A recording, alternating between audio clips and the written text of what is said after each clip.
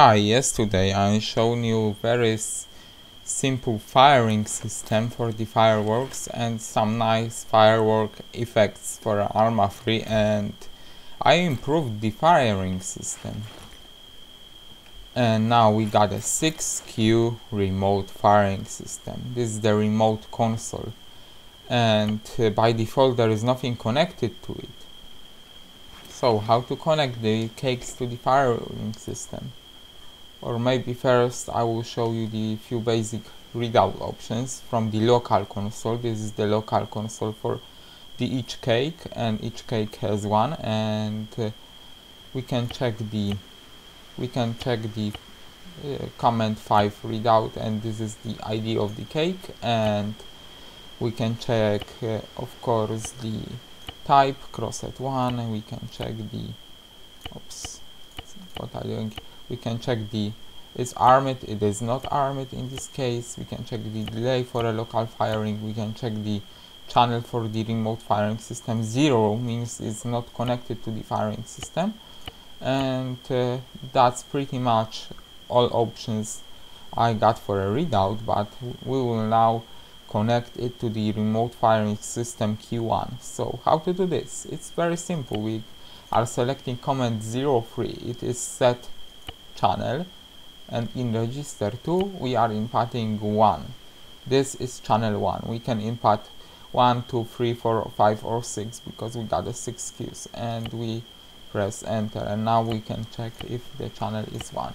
Yes, it is 1, and we can do a check on the remote console. We are pressing the test, and those X's means that there is nothing at the channel 2, 3, 4, 5 and 6. And on the channel 1 we got a N. It means it's not armed, so we cannot, it's not even pre-armed, so we cannot arm this before we pre-arm it locally, but we can do some checks. And to check the range we are doing a channel 1 command 4. It works a bit different from the local console.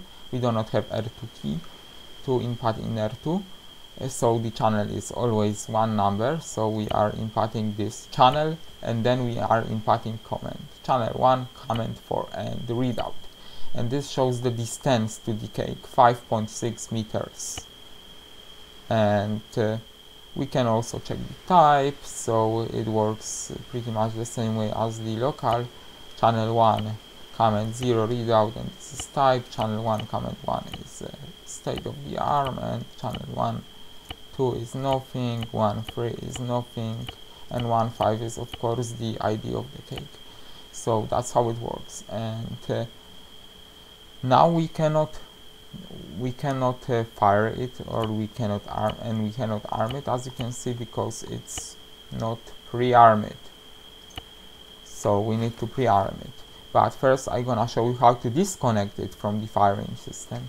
I told you that we can do this by inputting channel 0, so 0, 3, R2, 0, and this way we can disconnect it. But we can also do a different kind of disconnect, a remote disconnect. We can disconnect it by inputting the channel, and then command 3, and then enter.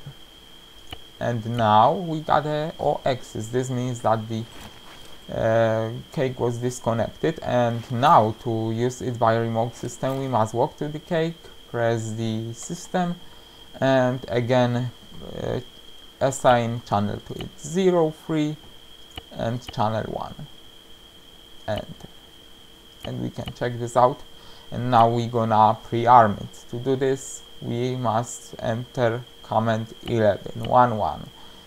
Command 1 0 is disarm, 1 1 is pre-arm, 1 2 is arm, and 1 3 is arm self-destruct. So we're gonna first pre-arm it, and now let's check this out. It's P, it means it's pre-armed. So now we can arm it locally or arm it remotely, as long as this is connected to the remote system, and this thing shows P in a test mode. So how to arm it? It's simple. We are pressing channel 1 and command arm. and now we got a yes. It means that yes, it is armed. So we can now shoot this thing in the sky. So how to do this? It's very simple. We must press remote, channel 1, and press fire. We can also remotely disarm it by command 1, by selecting channel 1 in this case, and then there is a 10. Command 10 will completely disarm it, and command 11 will put it back into pre-arm. So if we disarm it, we'll need to go to the cake and arm it again. So or ever pre-arm it again and then arm it again. And okay, we got it armed, and we can now fire this thing. So we are selecting channel 1, command fire, and yeah, here we go.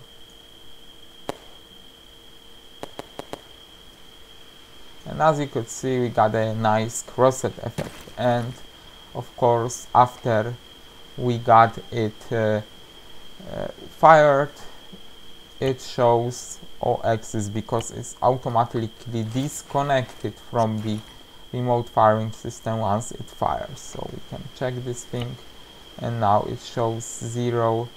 It shows that this cake is expanded. So what we can do with this expanded cake, we don't want to leave so many rubbish on the planet, so we want to remove it, and we can grab this cake using the AGM and put it into the water, in example, or do some stupid thing with this thing. But I have a special options for such situations, the self-destruct, and the self-destruct at this moment is only local. We cannot remotely self-destruct it at this moment, but it will be changed in the future to allow us to remotely self-destruct the cake. So how to self-destruct it? We are selecting system, and now wait, I must look at the chart I did to remember all these comments. Okay, I'm back, and I checked the command for self-destruct is 1 free fire. So first we must input the delay.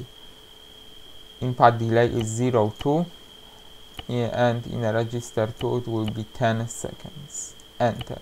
And now we can check the delay is 10 seconds. This delay is for a local firing as well as for the remote, as well as for the self-destruct. For the remote firing there is no delay. And to self-destruct, we simply arm the self-destruct by pressing command 1 free enter, and we can check it is armed SD, which means self-destruct. And now we can pass the command 1 free fire, enter.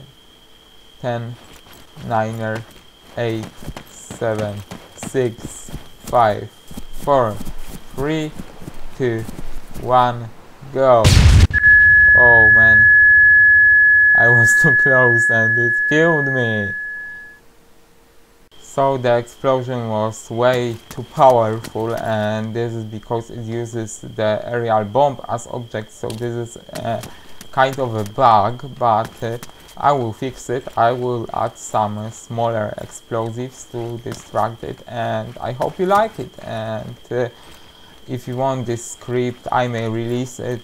I may release the effect generating software, of course, for free. So contact me through the Studio forum or through the YouTube, and simply drop me a line when you want this script, when you want this mission, when you want this software.